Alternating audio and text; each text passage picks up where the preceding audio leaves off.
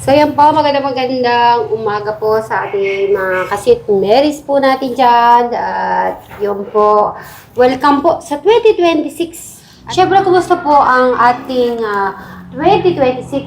At sana ay going on na. At maraming mga nakalist, kung ano yung gagawin natin sa 2026, kung ano na naman po i-improvement natin na gagawin sa ating buhay. Yung mga inano ko kay Travis, binilang ko na po siyang malalaki. Alam niyo po ba, kasi mabilis pong lumaki. 10 years old pa lang siya. Inorderan ko na po siya ng ng 11 to 12 years old to 13 years old. Kasi minsan, di ba sa edad, minsan naman, may ganitong edad pero ang liit. Lahat ganun kasi nabibili ko. O, sabi nila, yung malaki na. Kaya naman, ginawa ko ng tigta 13 years old, yung mga damit ni Travis. 11 to 12, pero 10 years old pa lang siya. Pero ginagawa ko na may 10 to 13 years old. Yun, at least umaba naman ng isang taon. Sino si Sweet Mary bilang girlfriend?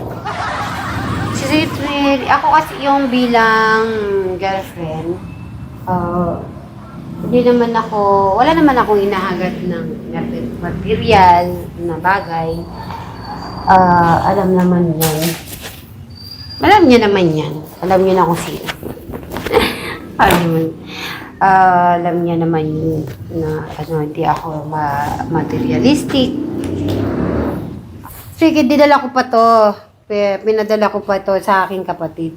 Sa ako, just in case, sabi ko, just in case namating man siya or naging kalma, at least masusuot niya pa rin.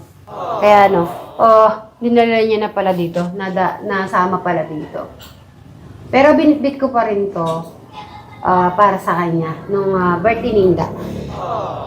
Babasa po tayo ng unang message. Meron tayong 807 message. Sabi ni Alpha Segundino 4468, Sweet Mary, dapat di mo na sinabihan sila ng mga negative comment at yung din napansin ko sa'yo.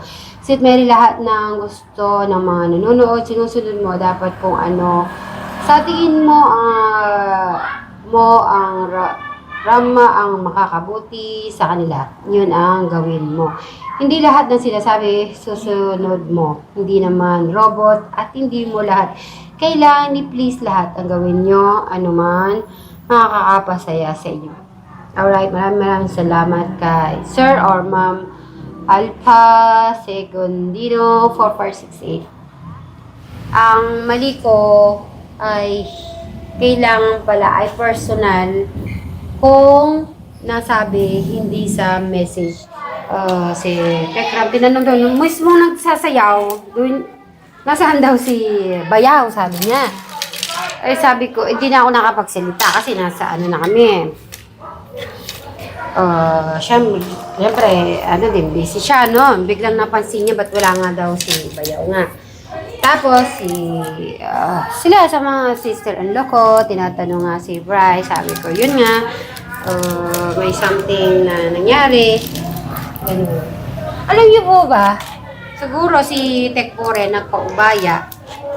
Kasi may sayaw po kami ng partner ko. Maano niyo naman po yung partner na sayaw. So, dahil alam niyang wala akong partner, si Tekpore hindi na po siya sumayaw. Pinaubayan ng kanyang asawa, si Jennifer, si Ate Jennifer, na magiging partner ko. Kasi tinawag kami, tumaas naman ako. Bumababa na ako, biglang pumunta si ate. Sabi niya, tayo na mag-partner. Si kuya mo, hindi na daw siya sasayaw. Tayo na lang daw sumayaw. So, yun. Kaya si ate Jennifer, ang kapartner ko nun.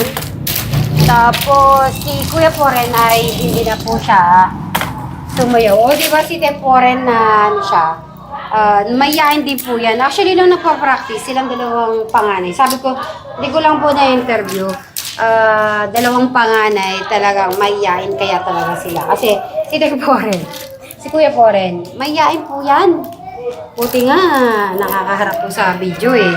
Para-pareho naman po kami actually. Na wala, nangyari na lang po mga nangyari sa pagbablog, na pagitan, na kasalamuhan, ng ibang tao, madami naging kaibigan. Okay, balik po tayo sa pasasalamat. Yan, sa lahat ng mga solid ko na viewers, maraming salamat. Siyempre, sa mga nag-message sa akin ng private, si Ma'am Kobota, yan po, maraming salamat sa iyong mga message, sa mga suporta, si Ma'am Joanna, over talaga yung supporters, sa mga kung paano siya mag-message talaga si Ma'am Joanna. Worried na worried po talaga. So, Ma'am Joanna, Ma'am Kubota, wag po kayo maglala. Meron din sa mga TikTok. Hindi ko lang pa na, yan, maraming salamat. Pero isa-shoutout ko po ngayon.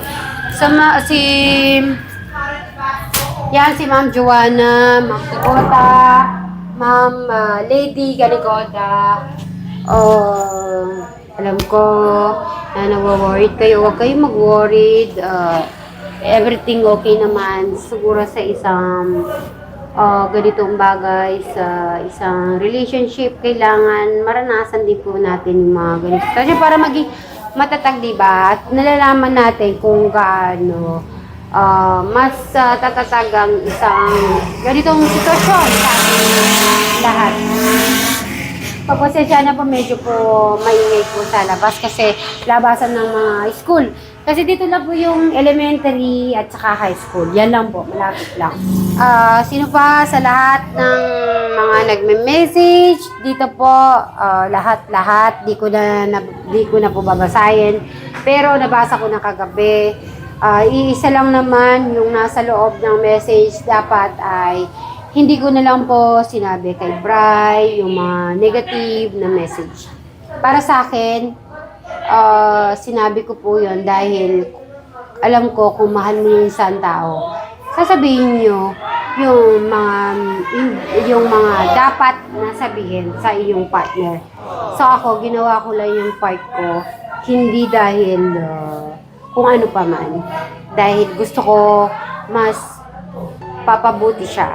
Siguro yung araw lang po yun na sinabi ko yon para mas maano lang. Gusto ko mas matutunan yung bagay-bagay sa social media at malaman niya yung mga bagay-bagay. Kaya sinabi ko po yun. Wala ko intention para masaktan siya or ano pa man. Dahil sabi nga, kung mahal mo, sasabihin mo yung mga dapat na hindi dapat. Yan po sa mga sitberries po. Hanggang dito na lang po. Hanggang sa muli. Bye!